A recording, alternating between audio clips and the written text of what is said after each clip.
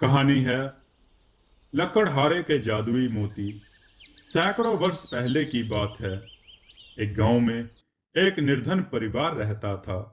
उस परिवार में केवल दो ही सदस्य थे।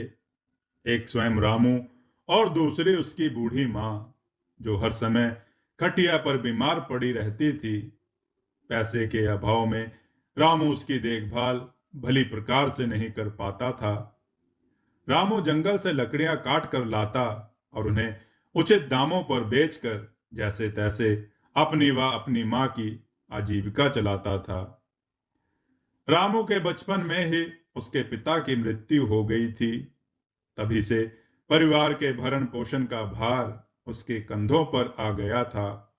जब रामू 3-4 वर्ष का होगा, तब उसके पिता ने उसे सुंदर सी बकरी लाकर दी थी।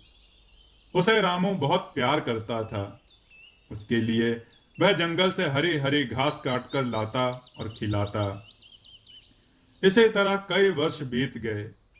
एक दिन की बात है कि रामू ने जंगल से लकड़ियां काटने के बाद अपने बकरे के लिए टोकरी भर घास काटी और घर चल दिया। दूसरे दिन जब वह उसी स्थान पर पहुंचा, तो उसे देखकर आश्चर्य हुआ कि जहां से कल उसने घास काटी थी, वहां रात भर में फिर उतनी ही लंबी घास उगाई है। उसने लकड़ी काटने के बाद घास काटकर टोकरी भरी और घर लौट आया। तीसरे दिन रामू फिर उसी स्थान पर पहुंचा तो पाया कि आज फिर घास उतनी ही लंबी है जितनी की कल थी। अब रामू रोज उसी स्थान पर जाता और लकड़ियां काटने के बाद अपने बकरे के लिए घास काटकर ले आता। यह क्रम कई दिनों तक चलता रहा। एक दिन उसने सोचा, आखिर घास की जड़ में ऐसा क्या है जिससे घास रोज बढ़ जाती है। यह सोचकर उसने घास के नीचे जमीन खोदना शुरू कर दिया। कुछ ही देर बाद उसने देखा कि मिट्टी के बीचों बीच कोई चीज चमक रही है। रामू ने हाथ अंदर डालकर उसे निकाला। वह एक मोती था। रामू के हृदय में खुशी के तार झनझनाने लगे। मां को मोती दिखाने वह घर पहुंचा। घर पहुंचते ही उसके कदम ठिठक गए। उसकी अपार खुशी को दुख में बदलते देर ना लगी। उसने पाया कि मां जीवन की अंतिम सांसें गिन रही है। उसे देखकर मां बोली, बेटा, आ गया तू। मैं तेरा ही इंतजार कर रही थी। देख बेटा, मैं तो जा रही हूं। तू अपना ख्याल रखना। हमेशा मेहनत से पाया हुआ धन ही खाना, कभी हराम की। मां के गले से रुक रुक कर आवाज निकलती। यह आवाज बिल्कुल ही एक बार रुक गई। रामू दहाड़ मार मार कर रोने लगा। कुछ दिन तक तो रामू को मां की बहुत याद आई। वह बेचारा दुखी मन से अकेला ही रहने लगा। एक दिन रामू को मोती का ध्यान आया। उस मोती को उसने चावल के डब्बे में डाल दिया था। रामू ने चावल के डब्बे को संभाला तो उसे डब्बा पहले से अधिक भारी लगा। और जब उसने ढक्कन खोला तो पाया कि डब्बा चावलों से पूरा भरा है, जो कि मोती रखने से पूर्व बहुत खाली था। यह देखकर उसकी आंखें फटी रह गईं। उसने अगले ही पल उसमें से चावल निकाले और थोड़े से चावल उसी तली पर ही पड़े रहने दिए। फिर मोती डालकर उसे बंद करके रख दिया। अगले दिन जब उसने डब्बा खोला तो पाया आज फिर डब्बा चावलों से पूरा भरा है। उसे समझते देर न लगी कि मोती जादुई है। अब उसने मोती को रुपयों पैसों के डब्बे में डाल दिया। देखते ही देखते उसके पास अपार धन इकट्ठा हो गया। वह जी भरकर खर्च करता, मगर उसका धन कम ही नहीं होता।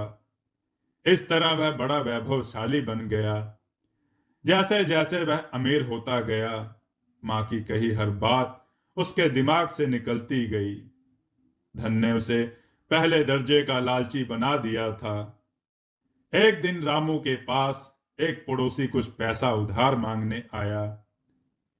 कुछ नहीं दूंगा, ऐसे भिखमंगे यहां बहुत आते हैं, निकल जा यहां से, रामू ने चिल्लाकर कहा। तो वह आदमी अपना सा मुंह लेकर लौट गया। एक बार मूसलाधार पानी बरस रहा था। सर्दी की भयानक काली रात थी। एक गरीब औरत ने पानी व ठंड से बचने के लिए रात गुजारने को रामू के यहाँ जगह मांगी। रामू ने उसे भी बेरहमी से भगा दिया।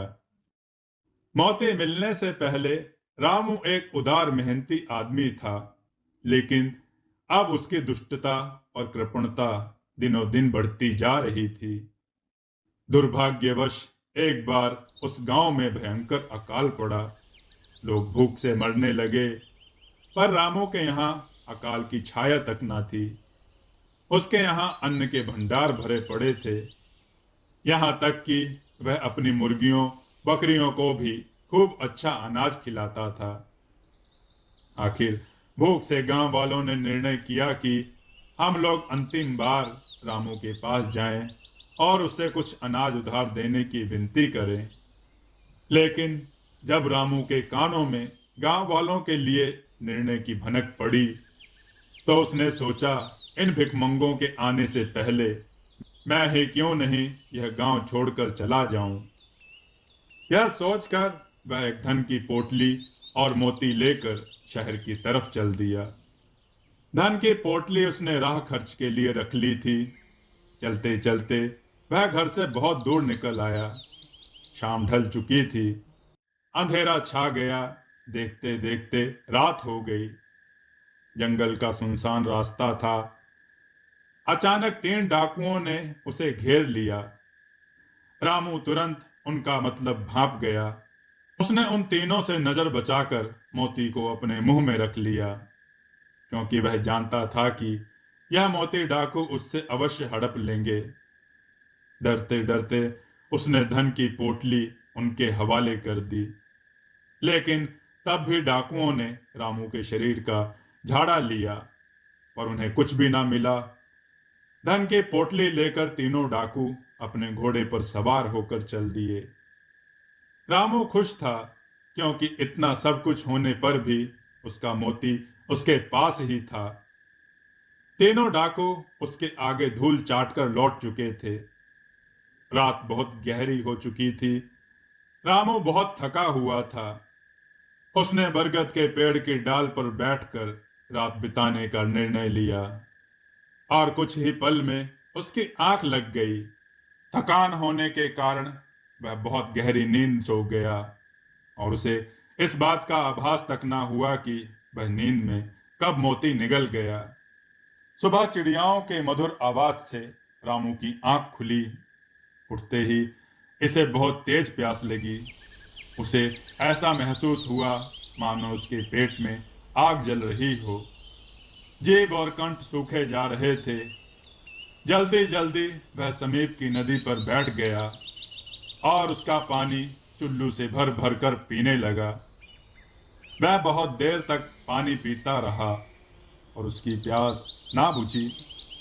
बेचैन रामू ने नदी के किनारे पेट के बल लेटकर नदी में मुंह लगाकर पानी पीने लगा और घंटों पीता रहा, मगर उसकी प्यास नहीं बुझी। थोड़ी ही देर में उसने महसूस किया मानो उसका पूरा शरीर आग की लपटों से घिरा हुआ है। सिर घूम रहा है, हाथ पैर गर्म हो रहे हैं, सांस लेना मुश्किल हो रहा है। उसकी प्यास ज्यों की त्यों है। वह फिर पानी पीने को झुका। अचानक जल में उसने एक भयंकर आकृति देखी, जिसके मुंह से आग और धुएं की लपटें निकल रही थी। बड़ी बड़ी लाल लाल आंखों से चिंगारी छूट रही थी। रामू को समझते देर न लगी कि वह आकृति उसकी है। वह भयभीत होकर चीखने लगा, नहीं, ऐसा नहीं हो सकता, मैं रामू हूं। उसकी आवाज पूरे जंगल में गूंजने लगी। शोर सुनकर पंछी घबराकर उड़ गए। रामू भयभीत होकर इधर उधर दौड़ने लगा, किंतु उसके सारे प्रयत्न व्यर्थ हो गए। रामू राक्षस बन गया था। अब वह आदमी नहीं बन सकता था। इस तरह मेहनत करके कमाने वाला हंसमुख रामू माँ की बातों को भूलकर धन के लालच में एक क्रूर भयानक राक्षस बन गया।